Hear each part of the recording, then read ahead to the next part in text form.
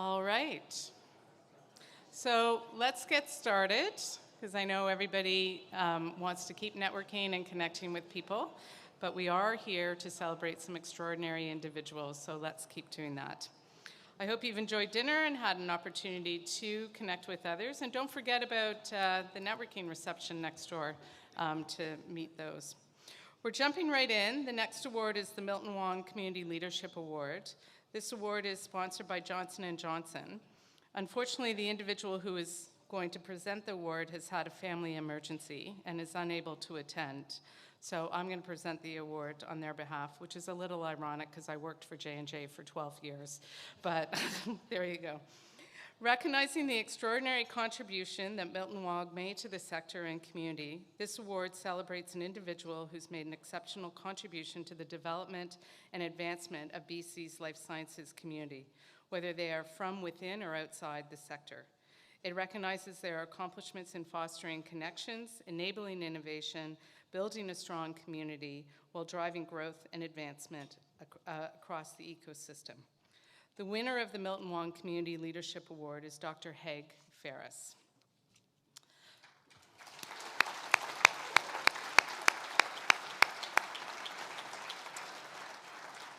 Dr. Farris, a pioneering entrepreneur with an LLM from the University of Pennsylvania and an honorary doctorate from UBC, co-founded the financial consulting firm Brown, Farris & Jefferson, and in addition, Ventures West.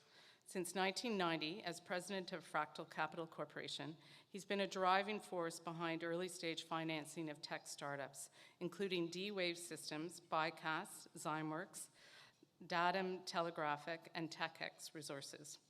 Dr. Farris shared his entrepreneurial expertise as an adjunct professor at UBC for over a decade. He's chaired numerous advisory committees and boards in science and technology, including Genome BC, Triumph Innovations, and the BC Technology Industry Association. A celebrated speaker and author, he co-founded Science World BC. Honored as an officer of the Order of Canada and inducted into the BC Business Hall of Fame, Dr. Farris's illustrious career and dedication to innovation and community service have forever shaped Canada's tech and science landscape. Please enjoy this video that provides insight into Dr. Farris's impact on the community.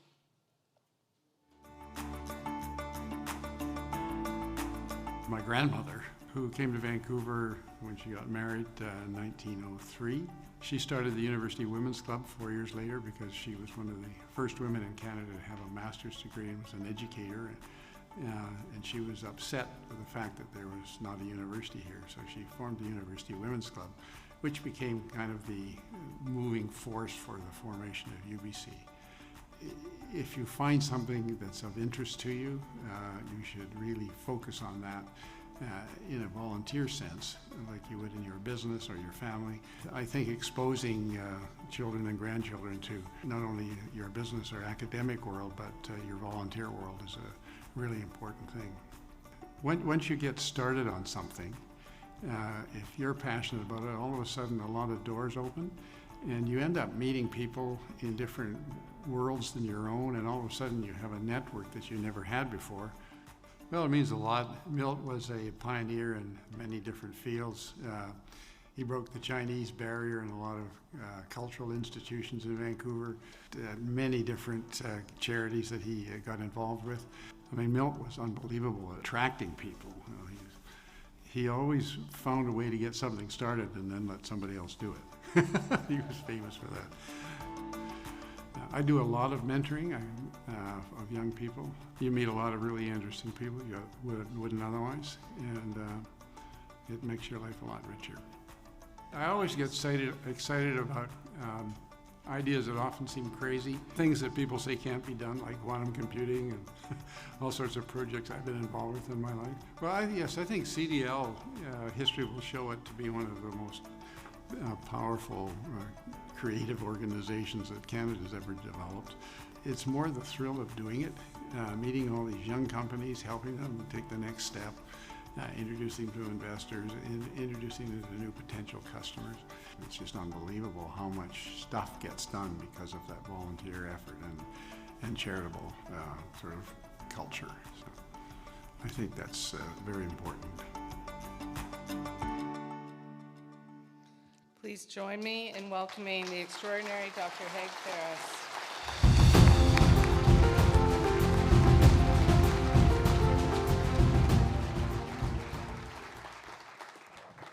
Well, they say behind every successful man stands a surprised mother-in-law.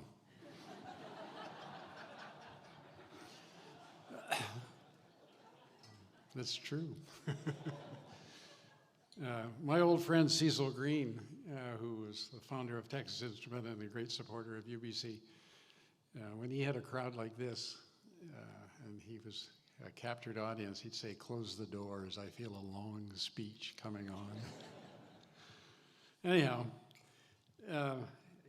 I'm very pleased and thankful for this award, and I thank the committee for considering me and choosing to give me this award. Milt was a very close friend.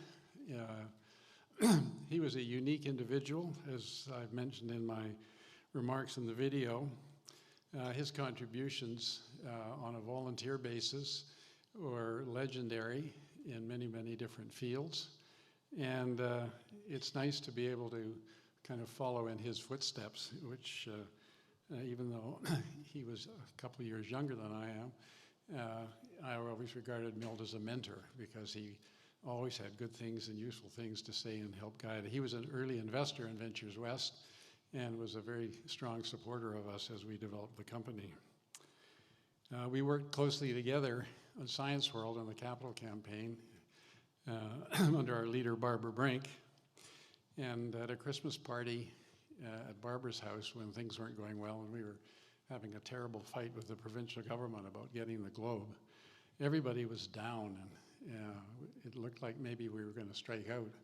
So Milt, who'd had a couple of glasses of wine and always went very pink when that happened, he said, "I listened to this stuff long enough." He said, "I'll give you $7,000 a month for 10 months so you can have build an organization, then let's get rolling." And that's what he did, and that money was very key. And then when we started to actually raise the capital to rebuild Science World, Milt introduced me to several of his clients. One was a guy who was in the construction business, George Poole, that moved to Vancouver. And we had been told by the Vancouver Foundation that they would give us $250,000 for an endowment if we could match it. Well, trying to get $250,000 where there's no recognition is not the easiest thing in the world to do. So Milt invited George Poole to lunch at Science World, and if you've all walked up the ramp to the theater, partway up there's a little flat spot where you can look down False Creek, where we had a table so we could have a nice little lunch with a view. So in the course of it, George said to me, "Well, what can I do for you?" And I said, "Well, the Vancouver Foundation has offered us $250,000 if we could match it." He said, "I'll do that," just like that. And next day we got a check for $250,000. I did that again with George in the UBC library. I think again was responsible. Anyhow, this is a crowd that I don't need to talk about the importance of giving money, because a lot of people in this room give a lot of money. But the thing that's really as important or more important is to mentor young people. You know, they're our future. We are seeing them today in all these companies. And mentoring young people, I've found, because I spend probably a third of my time doing that, is absolutely as rewarding as anything I've ever done. Watching people sort of emerge from sort of obscurity to really important people in their community, whatever they are involved with, is a very satisfying thing. So I encourage everybody in this room to make sure that you spend some time mentoring young people to help them take their journeys. So thank you very much.